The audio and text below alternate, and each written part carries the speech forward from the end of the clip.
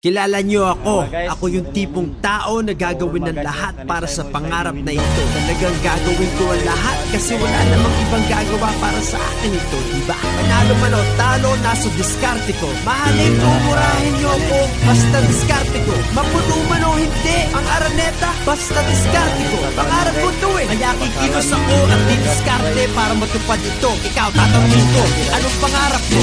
Anong diskarte mo? Wala kang ibang maaasahan pang nilalang, kundi sarili mo lang. Wala kang ibang maaasahan pang nilalang, kundi sarili mo lang. Tol, it was written, hindi to basta cipher.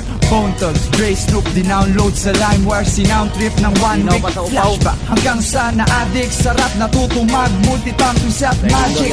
Ultimo, rhyming, minuto timing. Inukin tong diskarte ko sa kalye ng Pasig. Biruin mo na kahit maraming balakid, sinabing pag